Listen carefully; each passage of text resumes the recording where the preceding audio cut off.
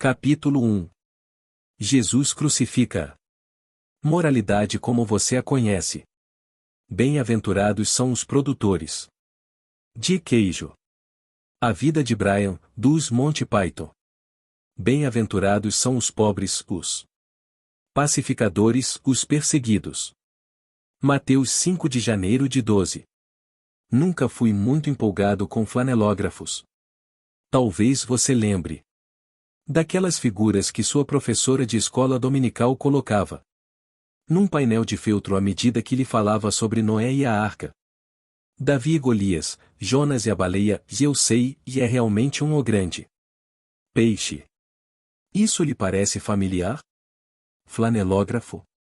Talvez você seja muito jovem para lembrar isso, mas não precisa lembrá-lo para que entenda meu problema. Histórias em flanelógrafos são culpadas do pecado de omissão.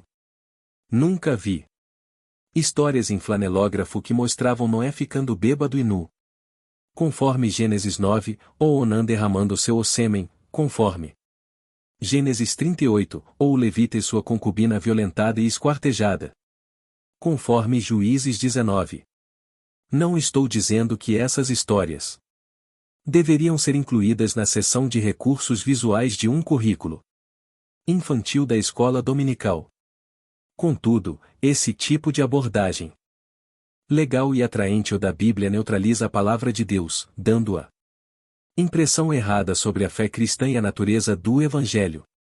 Algo semelhante aconteceu com o Sermão do Monte, especialmente com as bem-aventuranças, e não somente no caso das aulas para crianças na escola dominical. Lembro vagamente a história em flanelógrafo das bem-aventuranças. O cabelo de Jesus era igual ao meu em 1983, partido no meio e virado para trás. Ele segurava, eu acho, um cordeiro ou uma criança com feições de anjo em seu colo, enquanto a professora recontava o sermão nos tons mais suaves que possamos imaginar. Jesus disse: bem-aventurados são os pobres de espírito, porque deles é o reino dos céus. Crianças, o que significa ser pobre de espírito? Significa ser totalmente dependente de Deus, respondíamos em uníssono. Muito bem. Então, sejam bons meninos e meninas, totalmente dependentes de Deus. Sim, tia Anderson. Faça isto com as crianças, e elas aprenderão erroneamente uma falsa introdução da que é, possivelmente, a mais radical para um sermão já pregado. Esse tipo de ensino ressalta a tendência quase irresistível de reduzirmos o cristianismo a um sistema de obras de justiça, porque transforma uma lista de afirmações sobre a natureza de um filho do reino em uma lista de faça e não faça. Uma introdução radical. Evidentemente, você pode pensar exatamente isso sobre as bem-aventuranças. Talvez seja uma passagem da Escritura que você tem ouvido desde a infância, como eu. Você aprendeu que as bem-aventuranças são a mais elevada forma de moralidade pela qual alguém pode viver. E sabe quão impossíveis elas são. Ou talvez você nunca conheceu a versão das bem-aventuranças em flanelógrafo. Apesar disso, elas ainda lhe parecem complicadas, e você não vê pessoas ao seu redor agindo como se as bem-aventuranças fossem de grande valor. Certamente, algumas outras pessoas pensam que Jesus não falou sério nas bem-aventuranças. Porque ninguém pode tomar estas coisas no sentido literal. Portanto, talvez seja tempo de perder a familiaridade.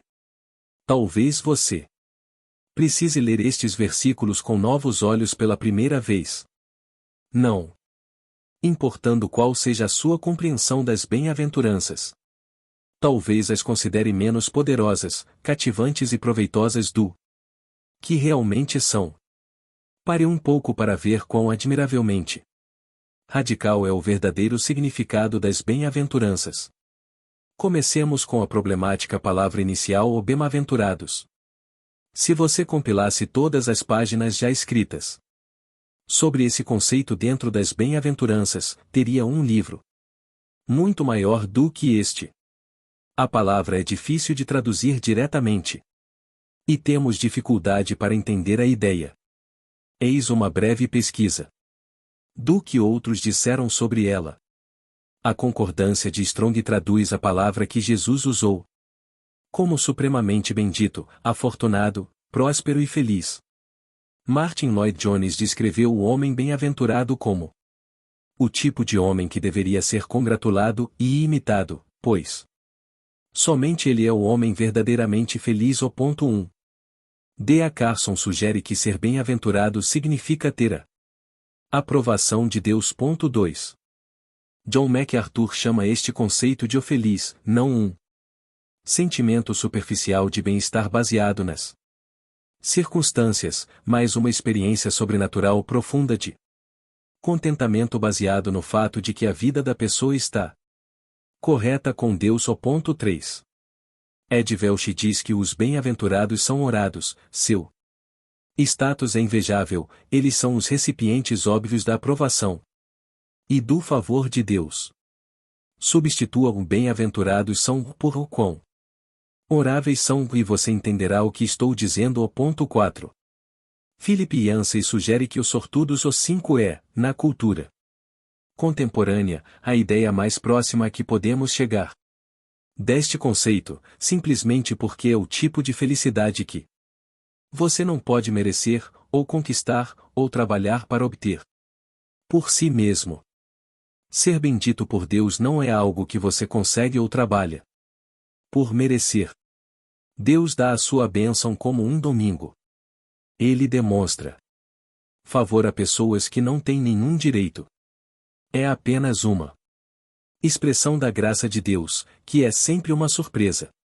De fato, como Yancey disse, nossa cultura entende este conceito como sorte, e isso faz sentido porque, se você é um cristão, Deus o abençoou por causa de nada em você mesmo.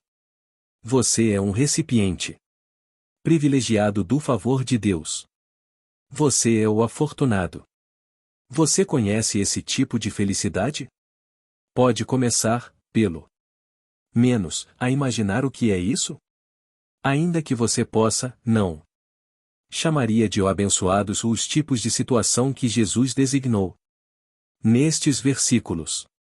Considere-se estas traduções culturalmente atualizadas das bem-aventuranças são apropriadas. Bem-aventurados são os pobres de espírito. Igual os destituídos. São realmente carregados de riquezas excessivas. Bem-aventurados são os que choram. Igual congratulações. Vocês têm tristeza profunda. Bem-aventurados são os humildes. Igual que privilégio ser obscuro. Bem-aventurados são os que têm fome e sede de justiça. Igual os perdedores vencem o tempo todo. Bem-aventurados são os misericordiosos. Igual vocês têm um coração compassivo que se desgasta em atender às necessidades dos outros. Devem continuar assim. Bem-aventurados são os puros de coração. Igual os fanáticos religiosos têm a aprovação de Deus. Bem-aventurados são os pacificadores. Igual os covardes são os melhores. Bem-aventurados são os perseguidos.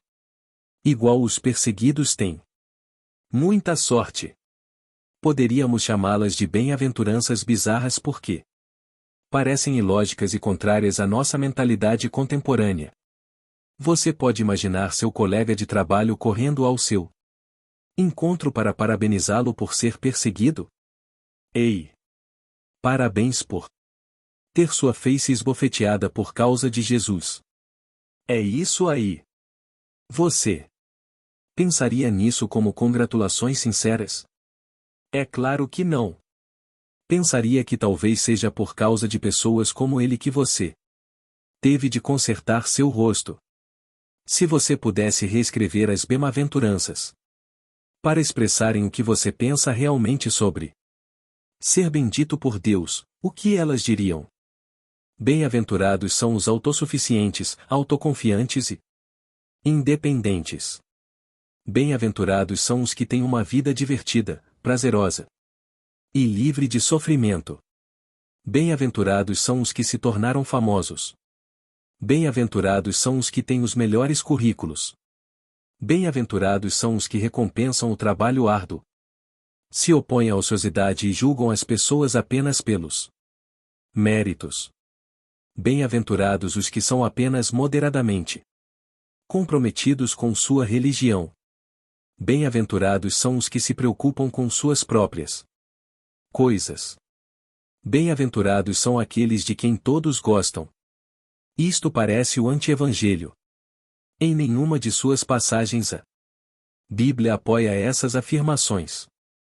Repentinamente, as bem-aventuranças bizarras parecem estar mais em foco do que poderíamos imaginar. Jesus disse que você tem de se parabenizar. E de maneira sincera, e se é objeto do escárnio, ridículo e violência das pessoas, porque sabe que a bênção de Deus está sobre você. Isso pode demorar a acomodar-se em nossa alma, mas é a realidade radical das bem-aventuranças. Não é surpreendente que as histórias em flanelógrafo e o tom adocicado das lições reducionistas da escola dominical não podem comunicar esse conceito. O ensino de Jesus é muito radical para ser fixado em painéis de feltro. Ele usa a lógica evangélica contrária ao senso comum para nos mostrar que a vida no reino é totalmente contrária ao que esperamos. De fato, não poderíamos prevê-lo. As bênçãos do reino parecem o oposto de tudo o que valorizamos. Portanto, não moralize as bem-aventuranças, esterilizando o Evangelho como se fosse primariamente ou apenas um livro de regras para um viver excelente. Você não pode colocar em categorias sistemáticas a natureza transformadora da mente e abaladora do mundo que as bem-aventuranças possuem. Jesus não o deixará fazer isso. Uma introdução magnífica. Enquanto as bem-aventuranças surpreendem o seu mundo, pare e contemple quão magníficas elas são. Quanto mais você medita nelas, mais as deseja, tanto mais as admira. Pense no tipo de pessoa que elas descrevem. E pense no tipo de pessoa que você preferiria ter como amigo. Alguém prazerosamente alheio à vida neste mundo caído ou alguém que chora pelos oprimidos? Alguém que se reconhece como bom ou alguém que admite suas próprias falhas? Alguém com tolerância zero para com pessoas que causaram caos em suas próprias vidas ou alguém que se sacrifica para ajudar e arrumar essa confusão? E o que você acha mais admirável? Satisfazer todos os seus desejos ou resistir aos seus desejos por causas que são maiores do que você? Defender a si mesmo quando você está certo ou condescender a fim de preservar o relacionamento? Ser querido por todos ou sofrer por fazer o que é certo? Por mais contraintuitivas que as bem-aventuranças sejam, há algo encantador nelas. Há uma lógica profunda e evangélica que se revela à medida que você contempla o que Jesus realmente disse. Talvez seja realmente bem-aventurado ser pobre de espírito, choroso e manso, faminto de justiça, misericordioso e puro de coração, um pacificador e uma minoria perseguida. Jesus nos faz pensar. Ele nos faz parar e avaliar toda a nossa vida. Quem eu sou? Qual é a essência da vida? Pelo que estou vivendo e pelo que anseio? O que é verdadeiramente importante para mim? As bem-aventuranças têm o propósito de despertar-nos de nossa complacência e levar-nos a questionar se já entramos no reino. Faça e não faça. Se você cresceu numa igreja, talvez já ouviu um professor dizer algo assim, no que é uma bem-aventurança. É Jesus dizendo: pratique esta atitude. Depois, ele prosseguiria e diria que nas Bem-aventuranças. Jesus estava dizendo: se você quer entrar no reino, seja pobre de espírito, chore, seja manso, faminto e sedento. Por justiça, seja misericordioso, seja puro, seja um pacificador e seja perseguido. Isso talvez lhe deu impressão de que é melhor praticar as qualidades celebradas nas bem-aventuranças, pois, do contrário, você é um cara azarado. Mas nada poderia estar mais longe da verdade. Não é por acaso que as bem-aventuranças não contêm nenhum imperativo, visto que somos estimulados por desempenho e temos uma fome insaciável por tornar o cristianismo em um sistema de faça e não faça para merecermos um lugar à mesa da graça, nos sentimos quase irresistivelmente inclinados a torná-las em mandamentos.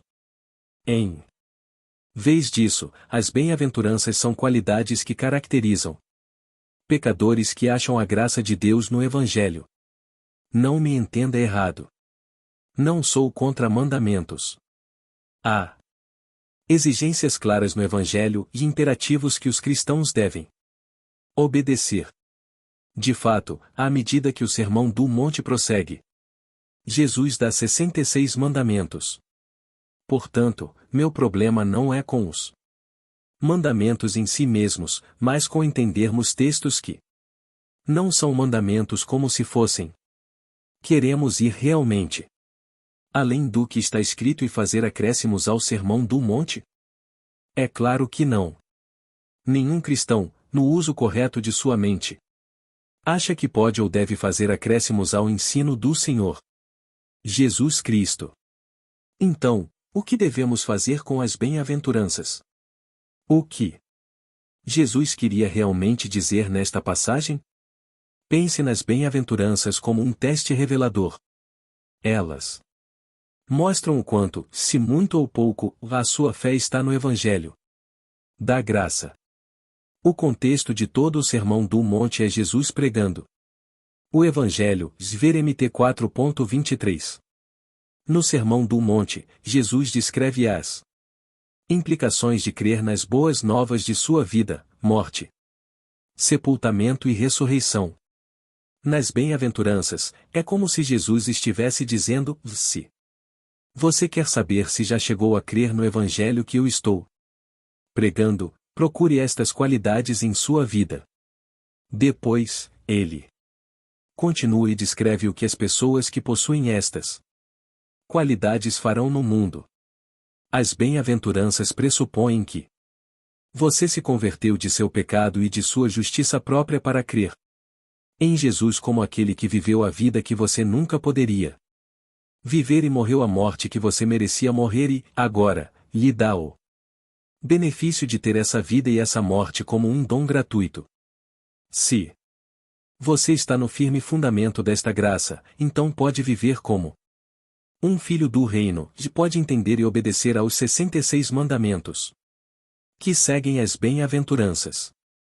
Os cristãos, por haverem entendido a graça de Deus, são pessoas que são pobres de espírito, que choram e são mansos, que têm fome e sede de uma justiça não deles mesmos, que transpiram misericórdia e pureza de coração, que fazem a paz e experimentam perseguição por amor a Jesus.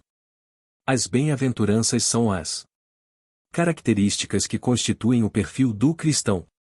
São uma descrição de pessoas que nunca sonhariam em transformar as características que Deus lhes deu por graça em uma lista de mandamentos morais.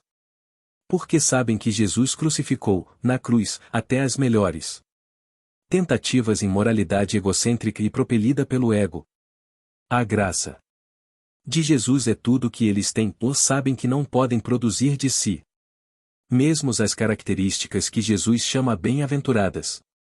É por esta razão que toda abordagem das bem-aventuranças que as transforma em mandamentos a serem cumpridos, ordens a serem satisfeitas ou imperativos a serem obedecidos, na verdade, as transforma em algo contrário ao que Jesus tenciona. As bem-aventuranças declaram com que se parece um filho do reino ou não. São uma lista de faça e não faça que introduz alguém no reino Jesus Cristo é as bem-aventuranças. Portanto, não buscamos a pobreza de espírito. Buscamos a Jesus. Quando você percebe o que custou ao Pai Celestial para salvá-lo, vê a si mesmo como tremendamente falido. Busque-a Jesus e você chorará não por causa do que o pecado lhe custa, e sim por causa do que ele custou ao seu Pai Celestial. Busque-a Jesus, e a mansidão transbordará em sua vida. Quem pode assumir uma postura de superioridade aos pés da cruz? Busque a Jesus e você achará a justiça de que sempre precisará. A perfeita retidão de Cristo dada a você gratuitamente, como um domingo. Busque a Jesus e você será misericordioso, pois o recipiente mais necessitado de caridade é a pessoa que você vê no espelho todos os dias, e o seu coração se tornará cada vez mais singular em devoção a Deus e mais disposto a ser honesto com as outras pessoas.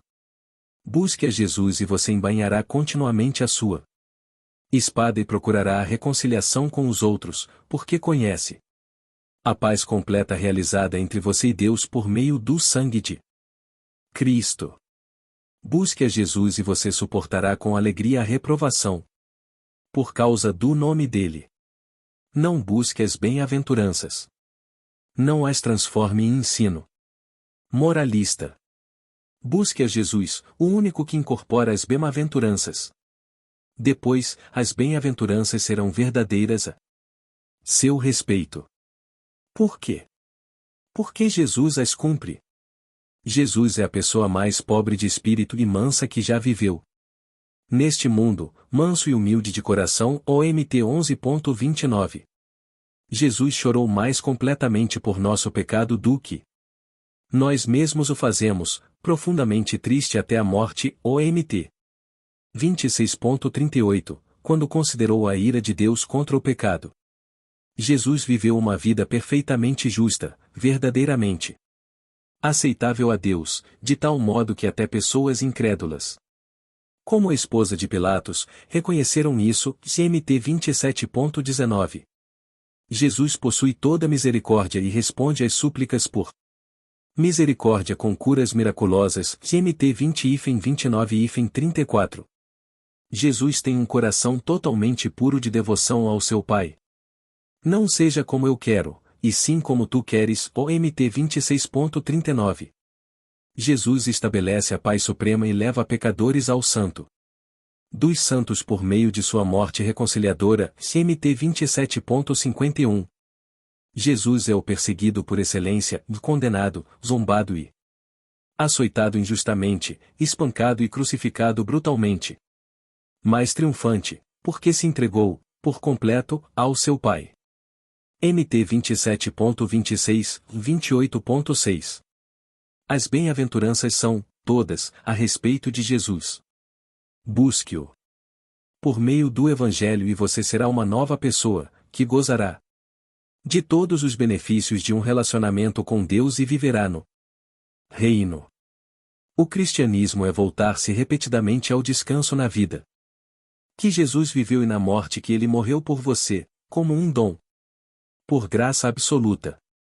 Religião e moralidade transformam o cristianismo em um sistema de realizações, e faça isto e você viverá. Mas as bem-aventuranças revertem isso totalmente. Nelas ouvimos Jesus dizer: já fiz isto, portanto, você vive.